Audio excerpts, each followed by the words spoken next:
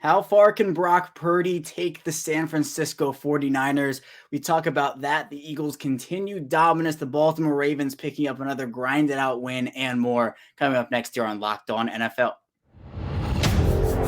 You are Locked On NFL, your daily NFL podcast. Part of the Locked On Podcast Network, your team every day.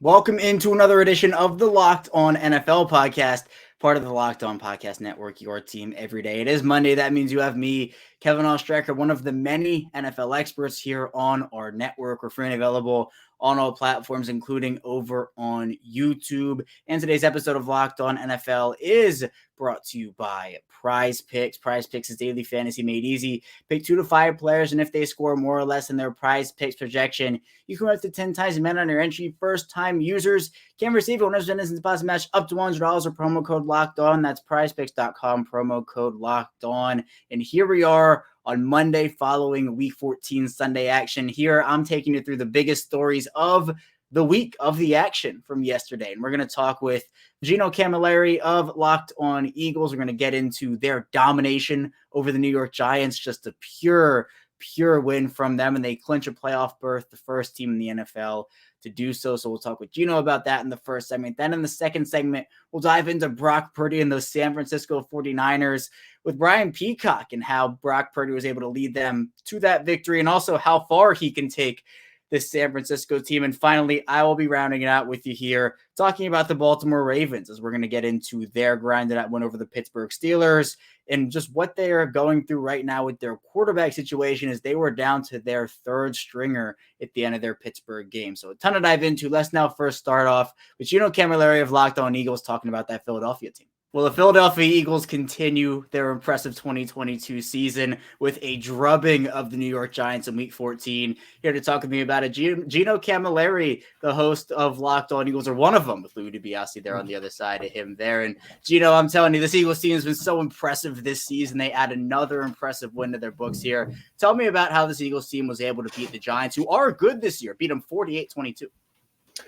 Today, it really was a perfect balance of everything that this team has brought to the table. The first, 12 games that they had played, and now they're 12-1. They've been through 13 games, and they've been in shootouts. They've been in close defensive battles, and they've had to pass to win games. They've had to run to win games.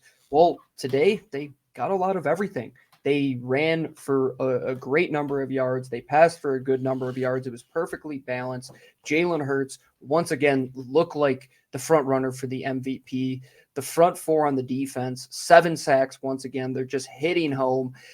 Everybody on the back end is playing great coverage. And in a division game where I never count these games until that clock hits 0, this just wasn't a game where you went out there and said, okay, this is going to be close. They went out there and said, we're not even playing the same sport as you right now. They drubbed the New York Giants in the Meadowlands in a game which was important because you play the Giants again, you play Dallas again, and the route to get to that 1 seed in 2017 was to dominate your division. And you were on the same path to almost replicating that 5-1 record you had in 2017 in the division. You're right there. If you run the table, you beat the Cowboys on Christmas Eve and you beat the Giants, you take care of business. You're 5-1 in the NFC East. This thing's wide open right now for the Eagles to go and take that 1 seed, but they've taken care of business. They got a playoff spot, but Nick Sirianni said in his post-game presser, this isn't their aspirations to just be a playoff team. They have bigger things that they're shooting for. So that's just an oversight to how great they played today, which is really the story we should take away from it. Right, and I know that, you got to take care of your business in the regular season leading up to the playoffs, with the Eagles the first team to clinch a playoff berth in the NFL so far this season. And, Gino, I know when you're talking about Jalen Hurts, the ascension we have seen from him this season has been incredible. At the forefront of the MVP conversation for a lot of people, myself included. Is he your pick for MVP right now? Absolutely so, and every time I get the chance, I say that Lou and I are the first people up at the buffet line to eat any crow that we have ever said about Jalen Hurts. He has proved us wrong in the best way possible. He has gone above and beyond, I would say, 99% of people's expectations of Jalen Hurts. And that's exactly who he is. And when we look back and say, were we too harsh criticizing his faults? And did we not look at his positives enough? Because frankly, the positive always outweighs the negative. And Jalen Hurts is proving that ever so truly in the year 2022. He is the number one passer inside of the pocket, which will shock people. And he's great outside of the pocket. And he's great running the ball. He's the first quarterback in history to go for 10 plus rushing touchdowns in back-to-back years. And it's the balance, it's the confidence, it's the trust in the players around him. And there was a clip that was going out during the game. It was after Devontae Smith catches that ball in double coverage. The two Giants defenders run into each other. They score a touchdown. A.J. Brown and Quez Watkins are on the sideline laughing it up, having a great time. And Jalen Hurts is sitting there looking like the Terminator, locked in, no emotion, in the middle of a game where, yeah, you got to have some fun with it. Jalen Hurts doesn't have fun until the mission is accomplished. And what is the mission for Jalen Hurts? It's to win it all. And for him, his goal is the Super Bowl and winning that trophy. But, man, he is my pick for the MVP. I think Josh Allen is way below the caliber right now that Jalen Hurts is playing at. Jalen doesn't turn the ball over, something Josh Allen is very susceptible to doing. And the way I measure Pat Mahomes is he having that MVP season where he had the best of the best seasons in maybe NFL history and even against himself? Is he having that type of year? I don't think he is. And you look at the numbers, they're not to what Pat Mahomes has ever been in the past. When you're looking at that MVP race, Jalen Hurts, what he is doing for this team and the elevation that he took from year 2 to year 3, and even from what he took as a freshman to college. I remember watching games at Alabama his freshman year, and you're saying, yeah, this kid is a good athlete. He'll win you some football games. To see his ascension as a true quarterback and one of the most decorated passers this year in football, it is something that I think everybody should say, man, maybe we shouldn't be so critical on some of those bad aspects, and let's hone in on what these guys do exceptionally well. And Jalen Hurts, he's proved us all wrong in the best of ways. Yeah, and look, there are a lot of good candidates this year for MVP, but for me, I know for you as well, Gino, and a lot of others, Hurts is right at the front of that conversation. But you mentioned his goal is to win it all, and I know we still have a little bit of regular season to go before we're getting to the playoffs, and then he got the playoffs before he actually can get to the Super Bowl. But right now, Gino, based off of everything you've seen from this Eagles team, offensively, defensively, it looks special teams, even coaching, are they your Super Bowl favorites right now? For the first time all season, and you could take my word on this if you want to, but hand up. I walked down the stairs. I saw my fiance, and she's watching the game. It's the third quarter. And I said, for the first time all year, I believe the Philadelphia Eagles are going to win the Super Bowl. And I don't like to be confident in calling things like that. I'm the worst jinx in the world. But, man, this team has proved me and everybody else wrong. Just when you say, oh, they haven't beat anybody, they haven't won in this manner, they haven't taken care of the football, they correct all of those things. They went out last week, had just a season worst in terms of penalties on offense. I think they had 11 on offense. This week, I don't think they had one. Turning the ball over, Jalen Hurts doesn't turn it over. He has single-digit fumbles and interceptions on the year. And look at his touchdown numbers when it comes to rushing and throwing to these receivers. I mean, A.J. Brown's having a 1,000-yard season and a 10-touchdown year, and Miles Sanders is right there as well, and those are numbers that haven't been achieved since 2014 with Sean McCoy and Jeremy Maclin, some of the all-time Eagles greats. And Lou and I were sitting there today after the show saying, is this the best team in the NFL, but is this the best team in Philadelphia Eagles history? And I'm looking back at the 2017 season and saying, I think this team would have blown that team out of the water. They're exceptionally better when it comes to athleticism. I think you have a more talented quarterback when it comes to Jalen Hurts. Carson Wentz still was susceptible to fumbling, still was susceptible to turning the ball over in the air. The guys they had on offense weren't those explosive type of playmakers. It was more slow and plodding. And the guys they had on defense, the corners were not what they were. The safeties were not what they were. That line wasn't what it was. This is one of the most talented teams we've ever seen in the entirety of the Philadelphia Eagles history. So for them to meet the expectations It is to win the Super Bowl. And it is to do it as well as teams in the past have done it, and use the things that they have learned throughout Eagles history, because a lot of those lessons that they have learned in the last 20 years, how to win with a mobile quarterback, how to keep him with a perfect balance of using his legs versus the air, finding explosive playmakers to support that young quarterback with a young offensive line that is experienced and young at the same time, which is crazy. And they're just so good with how they are up front on the front four, and their linebackers are as good as ever. And I'm not just saying this to be hyperbolic. Look at the numbers. Look at the film. This is the second time ever this team has gone 12-1 in franchise history. The last time was 2004 when they went to the Super Bowl, and we were saying that's the best team ever. This is a very close second, if not the best team that we have ever seen, and they have to take care of business. And right now, going into the season, was the expectation to get to a Super Bowl? I would have said the NFC was wide open. They had a chance. But right now, with 4 weeks left in the regular season, Kevin, if they don't lock up the 1 seed, have 2 home playoff games to get to that Super Bowl, that would be a downfall and a downward spiral in terms of my expectations at this point in the season. Right. And great teams have high expectations, and the Eagles have certainly earned the right as one of these great teams in the NFL this season. And it seems like at this point, the NFC is going to run through Philadelphia. They have to take care of their business and get to that game and then win the big game in 2022, 2023. But thank you so much, Gino. For more on the Eagles, be sure to check out Gino's work over at the Locked On Eagles podcast, part of the Locked On Podcast Network. Your team every day, Gino. I appreciate you. The Eagles have been dominant all season. They're definitely the team to beat in the NFC 100%. They'll be a tough out for anybody throughout the playoffs. And if they get to the Super Bowl, that is their goal, as Gino 100% stated there. Coming up, though, in our second segment, we'll be diving into the San Francisco 49ers with Brian Peacock of Locked On 49ers. So be sure to stay tuned. Still a ton of content to dive into here on Locked On NFL.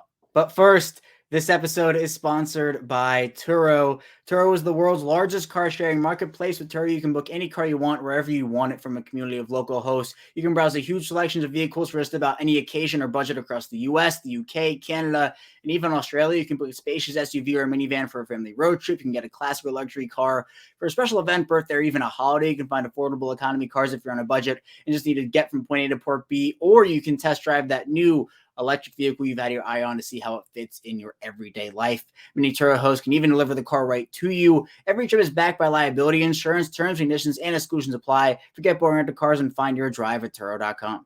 And this episode is brought to you by Audible. Audible is releasing a slate of new football podcasts that we're sure you're going to love. That's why you'll be able to find a sneak peek of Think Like a Champion available right now as a bonus episode on Locked On Presents. Think Like a Champion is a brand new podcast from Russell Wilson and Audible. Russell's a champion on the field, but off of it, we rarely know the grind on the path to greatness. Russell Wilson, alongside co-host Harry Wilson and the late Trevor Maurer, digs into how high-performance athletes, artists, and leaders push the boundaries of their potential. Here, two-time Super Bowl champion and MVP Von Miller delivers sharp insights about performing at your highest level in moments of extreme pressure, or NCAA champion Tim Tebow discusses how to find a unique personal mission in the world. Head over to Locked On Presents for a sneak peek of Think Like a Champion, or catch the full series available anywhere you get your podcasts, available everywhere now. Audible, get in the game.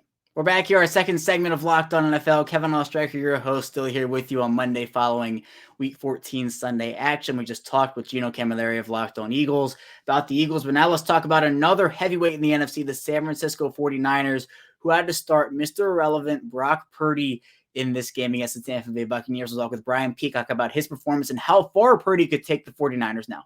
Well, the San Francisco 49ers under Brock Purdy, they drubbed the Tampa Bay Buccaneers in Week 14, 35-7. Here to talk about that with me and more on the 49ers is Brian Peacock, one of the hosts of Locked On 49ers. And Brian, there were a lot of storylines heading in this game. I know the NFL loved the Tom Brady returning back to the Bay Area storyline, but the one that won out was Brock Purdy. I know you heard a lot about Mr. Irrelevant over this past week and what that was, but how was Brock Purdy able to dismantle a Tampa Bay defense? Look, they might have been missing some pieces, but they're not just any defense.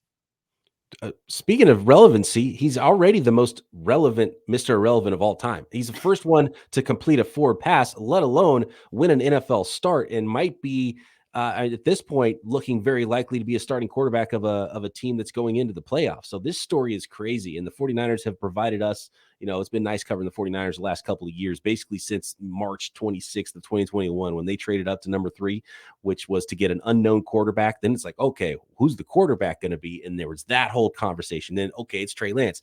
Then Trey Lance there, but Jimmy Garoppolo's still starting. Then this whole offseason with Jimmy Garoppolo, and Trey Lance is the guy, but Jimmy's still there. Then Jimmy actually ends up sticking around. And then now Jimmy's the starter. And then now both those quarterbacks have broken their ankles. That leads us to Brock Purdy, the last pick in the NFL draft, is the quarterback of this team and looking as good as any of them while doing it. This is insane. Like I'm watching the game today thinking this is not even real. I cannot believe what I'm watching right now. And it's really like Brock Purdy is famous now, and he's going to have to come to grips with that, because this is a huge story, and it's Brock Purdy mania that's going to definitely bubble over outside of the Bay Area now and into the national spotlight. And it's unbelievable. He ends up completing 16 to 21 passes, 185 yards, 2 touchdowns for him. Also rushes for 1 on the ground. We cannot forget the rushing one. But Ryan, what were your expectations for Brock Purdy heading into this week? And then what did you actually see from him? I probably expected more out of him than I did to start the season, or that most people would, just reading the resume thinking, okay, he was a 7th round draft pick. You probably wouldn't expect a lot from him, but it was pretty impressive when he played last week and how prepared he was, even though he wasn't even the starter going into the game. Played the entire game against a really good team, another playoff team in the Miami Dolphins, and he looked really good. And the fact that Kyle Shanahan trusted him to not really change the offense, it looked pretty much identical to what the Jimmy Garoppolo offense was going to be last week, and it did again today against the Tampa Bay Buccaneers. And the fact that Kyle Shanahan trusted him to throw it 37 times last week, and now this week when he comes out and gets hit in the mouth in the very first play of the game off of a blitz, and then still doesn't fold or anything, rolls right down the field, they score again, and he looks poised, and he's making plays, and he's making the right reads and facilitating all the playmakers the 49ers have on offense. It's been pretty remarkable in the first half. And you mentioned the stats there. Those were all almost entirely in the first half, because they put it in cruise control in the second half. And actually it was Josh Johnson, who wasn't on the team last week, who was mop-up duty quarterback. Like, that's how badly the 49ers beat the Buccaneers in this game. But I was prepared to be disappointed this week, just because it's unrealistic to expect this out of a 7th round draft pick, right? But here we are. It's been pretty amazing. Yeah, and I know that Josh Johnson, a lot of teams' legends. I think every one of our hosts, Brian, familiar with Josh Johnson and the journey he's had throughout the NFL. But for Brock Purdy, again, you mentioned it. This is a playoff team. This is a team that has extreme talent on both sides of the football. And I know a lot of people were wondering, well, when Trey Lance goes down, how's Jimmy G going to fare? Now Jimmy G goes down, how is Brock Purdy going to fare? But Brian, how far do you believe Brock Purdy can take this team? I know it's only a small-ish sample size, still got to see what you have, but based off of this and what he could do in the future, how far can Brock Purdy take them? He's definitely got to adjust to the adjustments, so we'll see. If he plays like he played so far in all of his NFL snaps, the 49ers can win the Super Bowl. I mean, that first half against the Buccaneers was the best half of quarterback play I think the 49ers have had in the Kyle Shanahan era. So that's what we're talking about. So he can go as far as Jimmy Garoppolo has gone with this team. That means Super Bowl, NFC Championship game. And the 49ers have the best defense in the NFL to help him out. They've got a ton of playmakers. Hopefully Deebo Samuel's back for the playoffs. And so as long as he's not he doesn't have to go win games either. He just has to not make big mistakes. And if he can avoid that, and it was nice seeing him, he's got a little bit of athleticism. He's not a super fast player, but some functional athleticism to get out of the pocket a little bit. Saw that on his touchdown short run.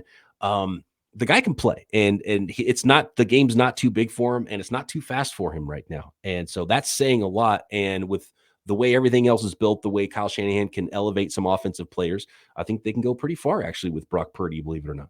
Yeah, and the sample size so far, though it is small, it's been impressive. You can't ignore that, even when you mention adjusting to the adjustments, which is huge over these next couple of weeks. But you do mention Deebo Samuel. Brian Samuel left this game. A lot of concern in San Francisco for the injury. I know we don't know a ton right now, but what can you tell us about what you do know?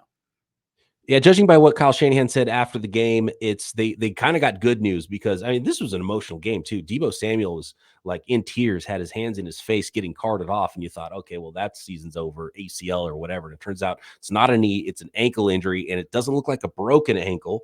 It looks like an ankle sprain, but we still won't find out until tomorrow after MRIs and stuff exactly what the prognosis looks like for him. But it could be a 4 to 6 week situation if it's a regular ankle sprain, depending on the grade. But it could be a high ankle sprain that could take longer. So we'll find out exactly what the variety of sprain is for Deebo Samuel. And who knows if it is something that's going to keep him out through the playoffs, then might have to make a call to Odell Beckham or something like that, because the team, even with Brock Purdy at quarterback, is ready to go do something in the playoffs. And I think they fully have that mentality, and seeing Brock play this way for a couple of games now, I think they should probably feel pretty good about that. Yeah, and final question for you, Brian. Based off how San Francisco has played this year, you see what Brock Purdy's done through this sample size.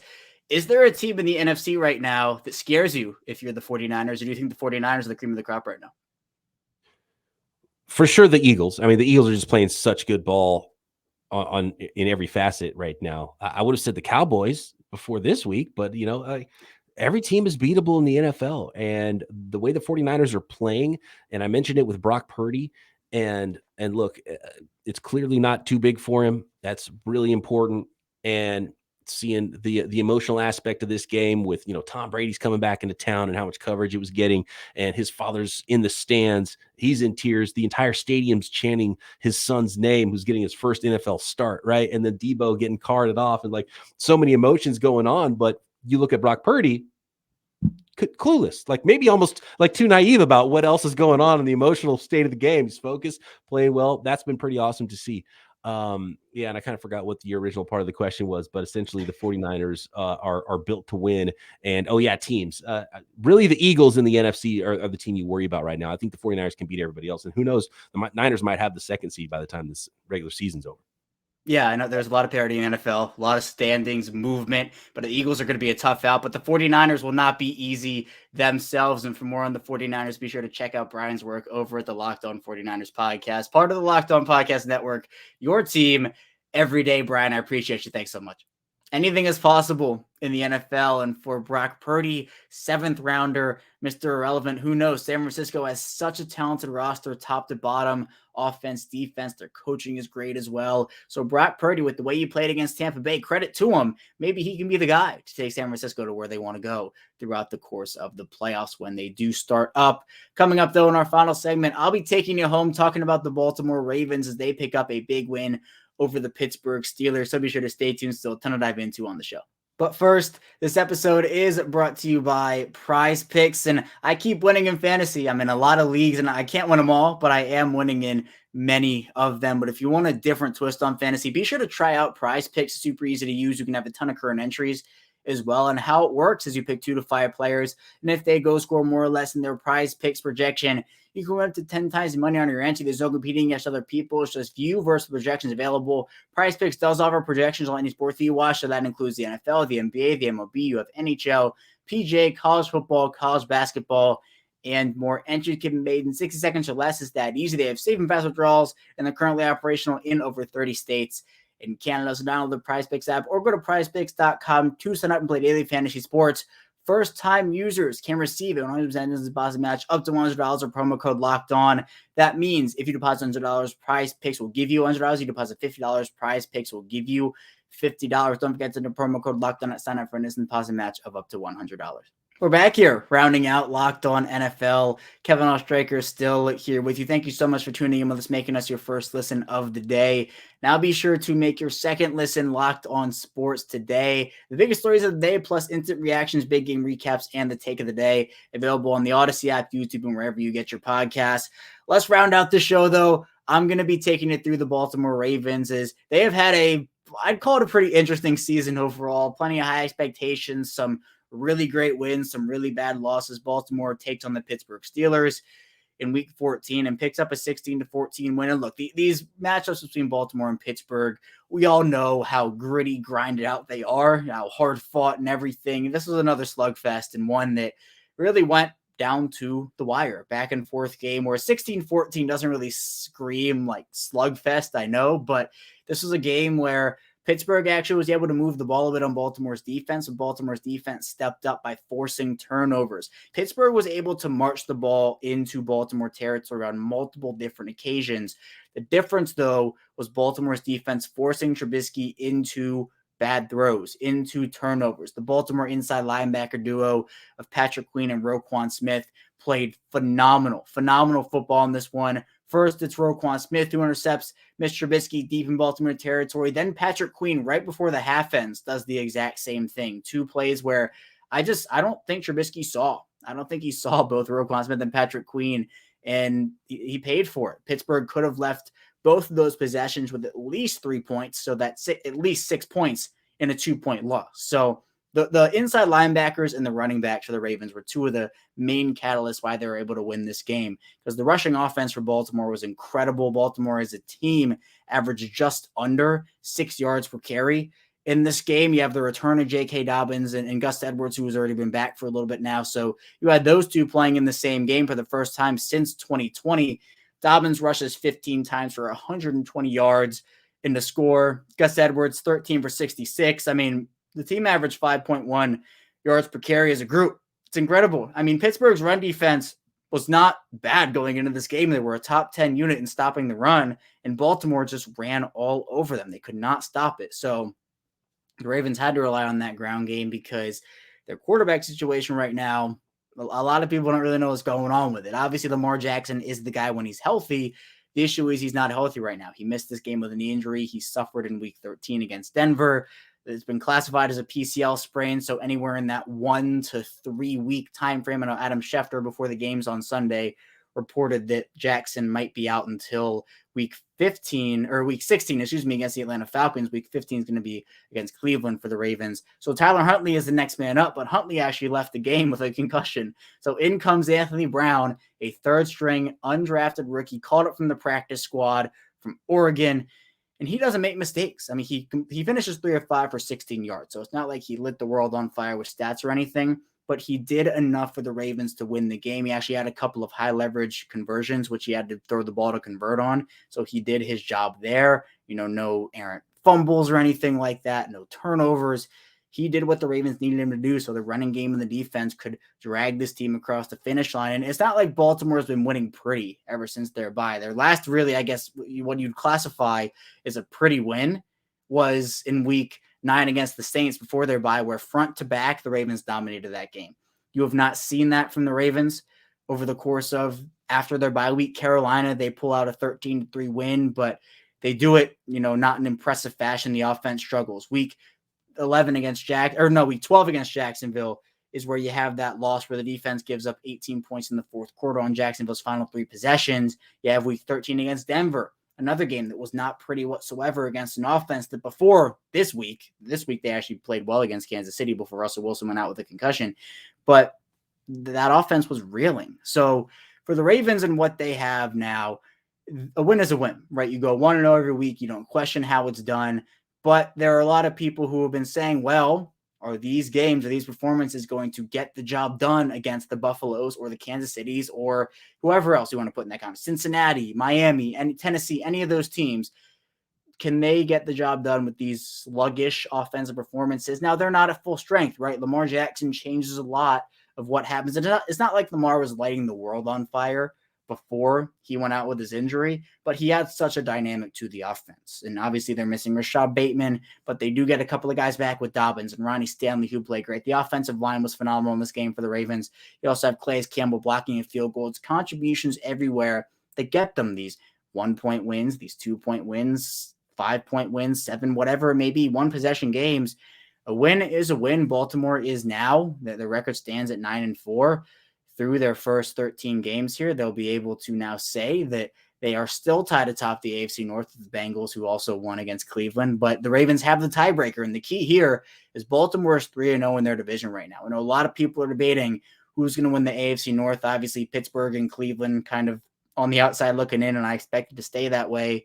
I think this battle is going to probably come down to Week 18 in that Cincinnati game, where Baltimore will travel to play Cincinnati. So we will see how everything goes for them over the course of these next couple weeks. Can they pick up a big win against Cleveland on Saturday in week 15? Can they beat Atlanta? Can they beat Pittsburgh again before going to Cincinnati? Because Cincinnati has a tougher on paper schedule than the Ravens do, but any team can beat anybody on any given Sunday. So we will see how it all plays out for the Ravens, but they do pick up a divisional win, and you grit it out, you grind it out, and you win the game. That's what matters for the Ravens here. But that's all I have for you here today on Locked On NFL. Thank you so much for tuning in. When we get back here tomorrow, we're diving into more NFL content with your Tuesday host. So be sure to stay tuned for that, and we will see you right back here tomorrow.